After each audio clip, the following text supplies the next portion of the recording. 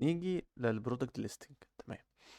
اول سؤال عندي، هي الاسعار هتتغير على طول لما انا اغير العمله بتاعتي؟ في عندي تغيير عمله لما انا اجي انا جوه الويب سايت اغير العمله، هل هتتغير اوتوماتيكلي ولا لازم انا مثلا اعمل ريفرش، ولا لازم انا اخرج بعدين ادخل تاني؟ كده لازم افهم الحاجات دي بتحصل ازاي، لان الحاجات دي كلها بتختلف من ويب سايت للتاني، من ابلكيشن للتاني. فالحاجات دي كلها لازم يبقى عندي فيها اسئله، لان الحاجات دي كلها ممكن ما تتذكرش في البي ار دي، يعني بنسبه كبيره مش هتتذكر. يعني مش هيقول لك انت لما تغير هتعمل كذا، لا. ليه؟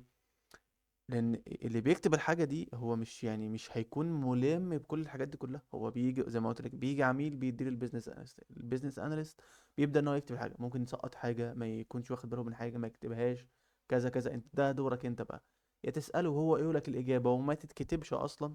يعني هي مش بج. فاهم؟ هو سؤال توضيحي. ما انت ممكن عادي لو انت كنت بتست عادي تطلعها بج كده او كده. فاهم؟ فانت هيقولك لا، المفروض لما كذا كذا يحصل كذا كذا. هي الفكره بقى هتبقى المشكله عند الديفلوبر، هو ما يعرفش القصص دي كلها. فاهم؟ يعني هو ممكن برضه هو بيسأل برضه. يعني خد بالك ان الديفلوبر برضه لما بتجي له الدوكيومنتيشن، هو مش بياخدها كده بسم الله الرحمن الرحيم يلا هوب افتح الكود نكتب كود. مش لا طبعا، هو بيبقى اصلا معاك في الميتنج بتاع في الميتنج ده، وبيسأل زيك واكتر منك عادي، وبياخدها برضه عادي ويقراها، ولو في حاجات مش فاهمها بيفهمها، لان هو طبعا هو الاساس. يعني هو بيديفلوب يعني، فالمفروض يكون فاهم كل حاجة. بس فلو في حاجة عدت عليه ما تعديش عليك انت مثلا. تمام. ماشي. في حاجة مهمة جدا، لو انا عندي يعني لو انا عندي في صورة ميسنج في البرودكت، يعني في بليس هوردر ليها، يعني هيظهر لي حاجة. يعني في حاجة هتظهر لي تقول لي مثلا آه يعني حتى السؤال ده مرتبط بده، ايه البيهيفير اللي هيحصل لي لما انا الاي بي اي ترجع لي ان في غلط في عندي مثلا في ترجيع الصورة او ترجيع السعر؟ هل في ايرور معينة هتظهر، او اي behavior معينة هيظهر لي انا كتستر اقول صح ان البيهيفير صح او اي حاجة؟ لازم الحاجات دي كلها برضو تكون فاهمها. مش معنى ان انت مثلا انت بتفتح مثلا برودكت مثلا، او بتسيرش عن موبايل معين، فلقيت ان الموبايل من غير صورة، فانا مش هرجع واقول ان ده بج. بس لا، انا عاوز اعرف برضو هل الحاجة اللي موجودة ساعتها مثلا قال لك ان الصورة مش موجودة او ان في مشكلة في كذا، هل البيهيفير الموجود ده او الرسالة اللي ظهرت لي دي، هل انتوا عاوزين الرسالة دي ولا مش عاوزينها؟ فاهم؟ فانت ممكن تسأل اسئله هو يكون البيزنس اصلا ما كانش في دماغه الحاجات دي كلها، فبيبدا في تعديلات، في حاجات بتضاف بناء على الاسئله اللي انت بتسال. فعشان كده الاناليسيس ده مهم جدا، والاسئله دي مهمه جدا، وان انت تفصص الحاجه وتعرف روحها منين وجايه منين وبدري مهم جدا، عشان ما نرجعش زي ما قلت قبل كده نلاقيها في مرحله ما متقدمه ونرجع نضيع وقت وجهد ملوش اي لازمه. ماشي. ندخل على اد تو كارت. هرجع واقول تاني ان دي مهمة جدا. انا بحب انوه بس يا جماعة، مش دي كل الاسئلة.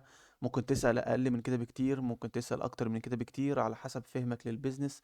في ناس بتكون فاهمة بيزنس، يعني مثلا ليتس سي ان انت مثلا ما شاء الله عندك خبرة ومريت ببيزنس زي كده قبل كده، وانتقلت لشركة تانية او مشروع تاني وجي نفس البيزنس، انت اكيد مش هتسأل كل الاسئلة دي، لان انت مجرد ما تقرا البي ار دي انت هتقول له اصلا دي المفروض تكون موجودة. يعني انت مجرد ما تقراه هتعرف ان كل حاجة انت عاوزها موجودة ولا لا. فاهم؟ وهتعرف من خلال البي ار دي يعني ايه، يعني ترد على نفسك، او هتبقى انت بتسأل اسئلة اكتر عامة. ممكن تسأل اسئلة اقل اذا كان البي ار دي كافي ووافي ان هو موضح لك كل حاجة، انت ممكن تسأل اكتر او ممكن تسأل اقل. ممكن لو لسه اول مرة تتعامل مع البيزنس تسأل اقل تسأل اكتر. كل ده بيديبند عليك انت، على فهمك للبيزنس، على فهمك للبي ار دي، كل حاجة عليك انت. هرجع اقول لك تاني عشان دي نقطة حساسة ومهمة، انا بشرح لك البيز، القاعدة اللي انت المفروض ان شاء الله تمشي عليها. بس كده. الاد تو كارت. بص، في عدد معين، دي مهمة جدا على فكرة. يعني في عدد معين هضيفه يعني العربية دي بتقبل عدد معين ولا مفيش ليميت عندي؟ يعني انا كل ايه الماكسيمم، يعني بقول لك ايه الرقم اللي انت لما توصل له العربية مش يعني مش ايه، مش هتقبل ارقام تاني؟ هل في عدد معين ولا مفتوحة؟ ده سؤال. الاوت اوف ستوك، ايه اللي هيحصل؟ ايه البيهيفير اللي المفروض يكون موجود؟ البيهيفير المفروض يكون موجود لما يكون في اوت اوف ستوك. البرودكت ده مش موجود. ما هو ممكن على فكره يبقى فيه اوت اوف ستوك، مكتوب عليها اوت اوف ستوك، وزرار الاد شغال عادي عادي. ما هو ما انا بقول لك دي البجات بقى، دي البجات الفعليه. ايه الاوت اوف ستوك؟ هيكون الزرار ديسيبلد، يعني كده شفاف كده، اللي هو ما ينفعش تضغط عليه، هيظهر لك اي حاجه تانية، مش هيكون في زرار اصلا. ايا كان لازم تعرف البيهيفير. ممكن اضيف يعني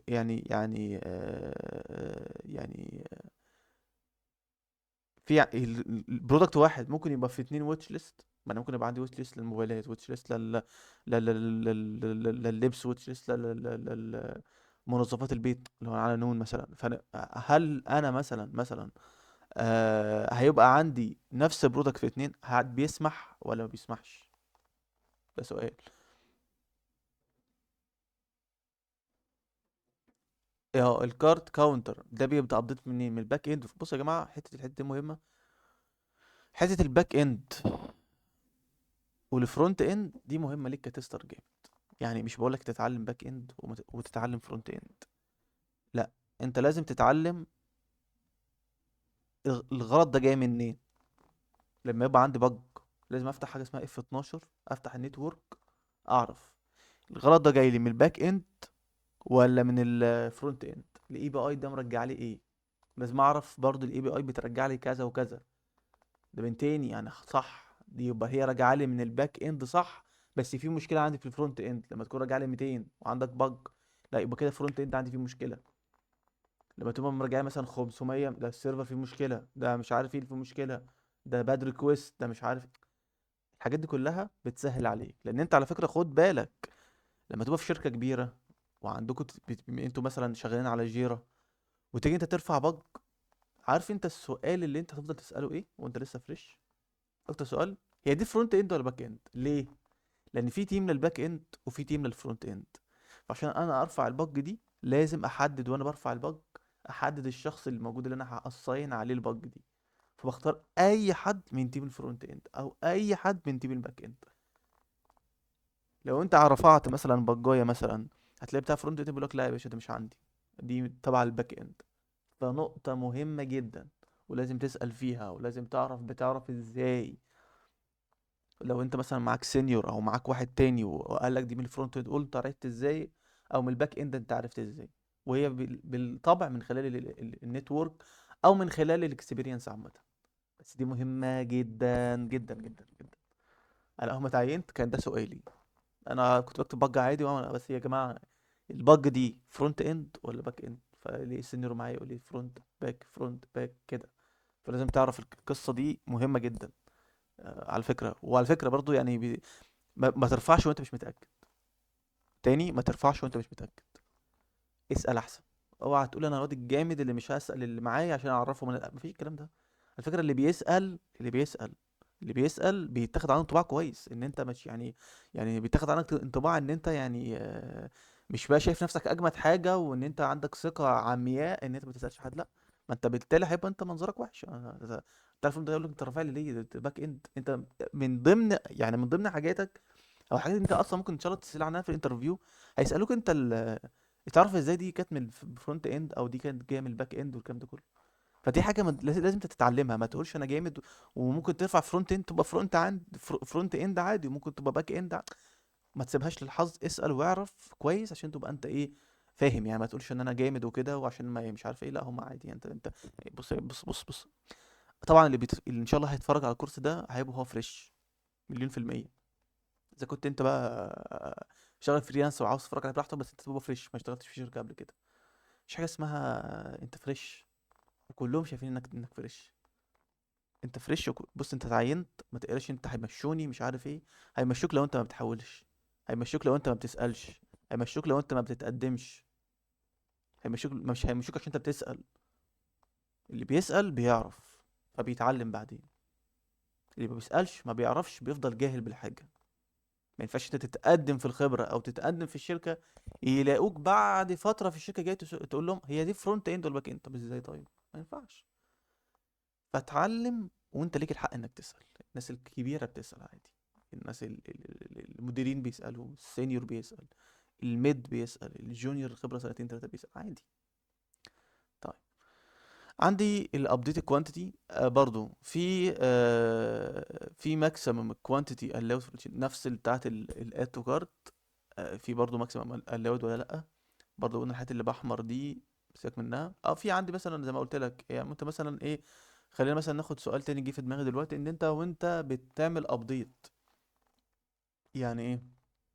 طيب انا دلوقتي كنت حاطط برودكت عندي بالمصري، فجيت انا حولت اللغة وعملت ابديت مش عارف ليه، هل اللغة هتفضل ايه، هيحولها لي ولا هتبقى انجليزي بس ولا عربي بس؟ الحاجات دي كلها برضو ايه، يعني لازم تيجي في دماغك لان مش بتذاكر كتير في البي ار دي. تمام. ريموف ايتم، في عندي كونفirmation بوب اب ابير لما، يعني قبل ما اضغط على يس اللي هو هيريموف على طول ولا هيظهر لي كونفirmation. دي مهمة جدا جدا جدا، لانك ممكن تضغط على، وطبعا دي لو انت يعني مسحت على طول دي بج طبعا، لان مش محتاجة يعني هي حتى لو قال لك انت هتبقى مقتنع ان هي بج، حتى لو قال لك مش بج فهي بج. لانك انت فكرة ان انت سوري تمسح من غير ما يظهر لك كونفirmation مسج، فده طبعا بج، لان انت ممكن تمسح بالغلط، تضغط على الزرار كده بالغلط، فما ينفعش ان انت ايه ما يبقاش فيه كونفirmation مسج. وموضوع الكونفirmation ده مهم جدا. المسج اللي بتظهر على انك عاوز تضيف او انك عاوز تمسح او انك عاوز تعدل، لازم تتاكد ان هي بتماتش مع اليو اي، بتماتش مع الفيجما، الكلام اللي موجود فيها صح. لازم تعرف الرساله هتظهر ايه وبتكون مذكوره في البي ار دي.